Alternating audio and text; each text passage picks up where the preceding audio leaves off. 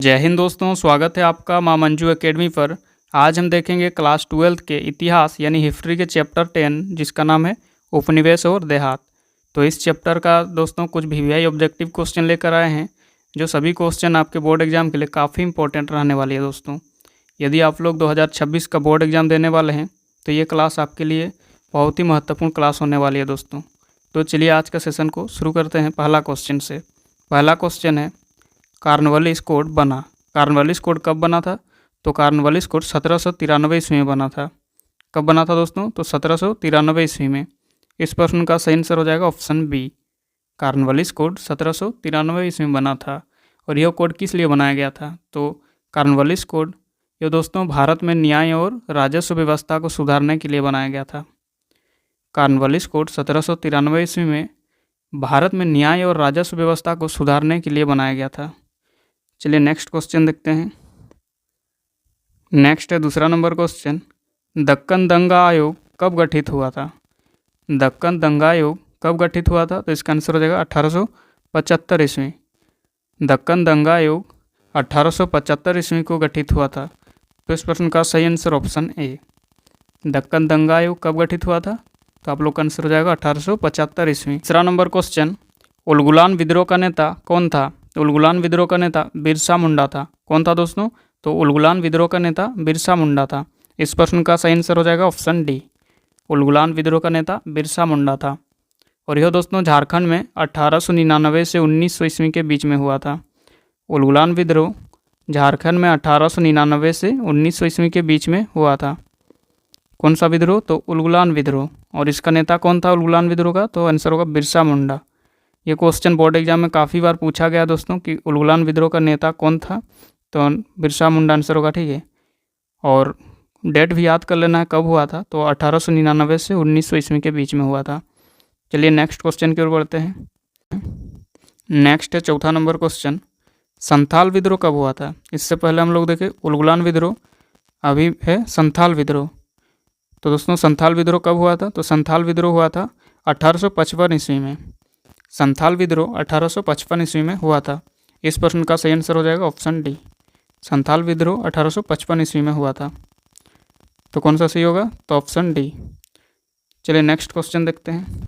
Next है पांचवा number question, अस्थाई बंदोबस्त में भूमि का स्वामी कौन होता था? तो अस्थाई बंदोबस्त में भूमि का स्वामी जमींदार होता था। कौन होता था दोस्तों? तो अस्थाई बंदोबस्त में भूमि का स्वामी जमींदार होता था।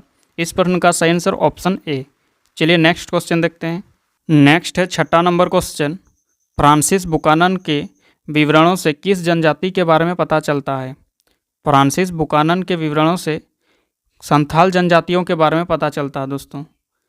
फ्रांसिस बुकानन के विवरणों से संथाल जनजाति के बारे में पता चलता है। तो इस प्रश्न का सही आंसर हो जाएगा ऑप्शन बी। चलिए नेक्स्ट क्वेश्चन देखते हैं। सातवां नंबर क्वेश्चन, दामिन ए को में किन्हें बसाया गया?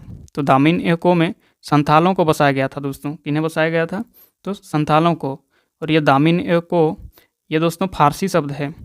दामिन ए को ये फारसी शब्द है, फारसी शब्द, ठीक है। और ये दामिन ए को का मतलब क्या होता है दोस्तों? इसका अर्थ क्या होता है? तो इसका अर्थ होता है दोस्तों पहाड़ियों का आंचल या पहाड़ियों का क्षेत्र। पहाड़ियों, ठीक है, पहाड़ियों का आंचल या पहाड़ियों का क्षेत्र, इसको याद कर लेना है इसका अर्थ भी। दामिन ए को का अर्थ होता है पहाड़ियों का आंचल या पहाड़ियों का क्षेत्र। तो सातवां नंबर क्वेश्चन में था दामिन ए को में किन्हें बसाया गया? तो इसका आंसर होगा ऑप्शन बी, ठीक है, संथाल। संथालों को दामिन ए को में बसाया गया था। चलिए नेक्स्ट क्वेश्चन देखते हैं। नेक्स्ट है आठवां नंबर क्वेश्चन।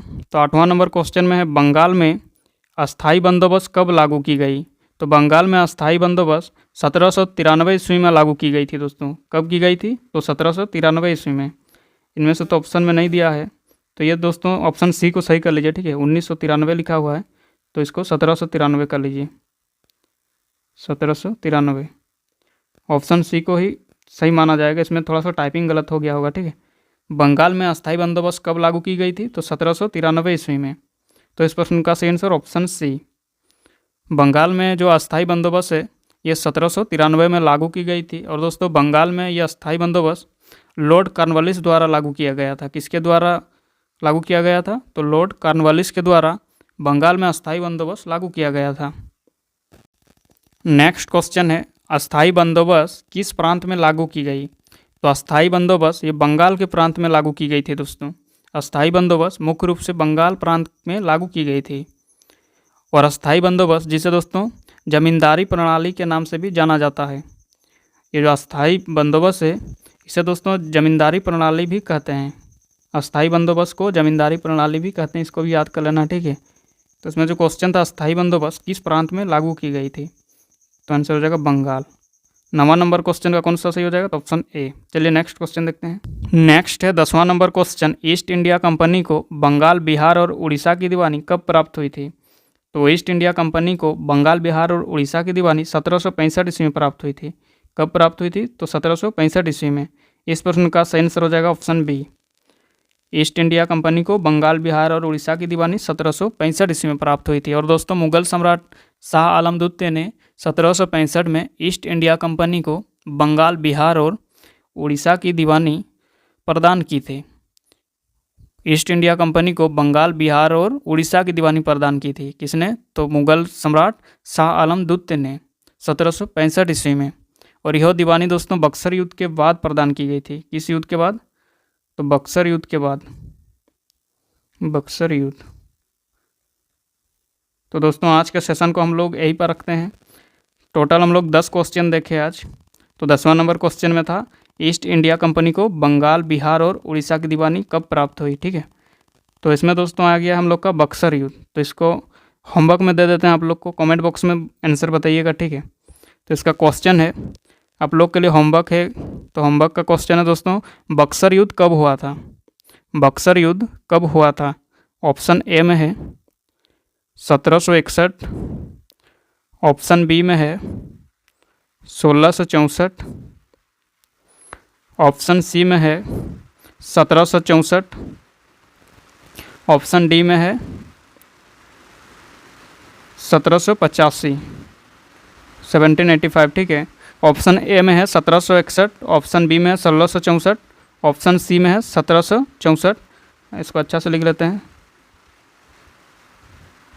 ऑप्शन सी और डी को थोड़ा सा अच्छा से लिख देते हैं, ठीक है, दिख नहीं रहा। 1764 और ऑप्शन डी में 1785। तो इन 4 ऑप्शन में से दोस्तों कौन सा सही होगा कमेंट बॉक्स में ज़रूर बताइएगा आप लोग। ऑप्शन ए, बी, सी या डी कौन सा सही होगा? ऑप्शन दे दिए हैं 4 को, कमेंट में ज़रूर बताइएगा, ठीक है। देखते हैं आप लोग भी थोड़ा बहुत पढ़े हैं कि नहीं बक्सर युद्ध के बारे में, और नहीं भी पढ़े हैं तो इसका एक टॉपिक लेकर आएंगे, बक्सर युद्ध के बारे में अलग से पढ़ेंगे, ठीक है। तो दोस्तों आज का सेशन को यहीं पर रखते हैं, फिर मिलेंगे नेक्स्ट क्लास में। तो दोस्तों आज का ये क्लास कैसा लगा कमेंट बॉक्स में ये भी बता के जाइएगा। और अभी तक हमारे चैनल को सब्सक्राइब नहीं किए हैं तो सब्सक्राइब कर लीजिए, ठीक है। ऐसे ही हम आप लोग के लिए मज़ेदार क्वेश्चन लेकर आते रहेंगे, ऑब्जेक्टिव सब्जेक्टिव दोनों टाइप से क्वेश्चन लाएंगे, ठीक है। यदि आप लोग बोर्ड एग्जाम के लिए सीरियस में हैं तो ज़रूर क्लास को देखिएगा। डेली रेगुलर हम एक क्लास लेकर आते हैं दोस्तों। अभी हिस्ट्री का फ़िलहाल चल रहा है, पॉलिटिकल का भी कुछ दिन बाद लेकर आएंगे। तो दोस्तों मिलते हैं नेक्स्ट क्लास में, तब तक के लिए जय हिंद, वंदे मातरम।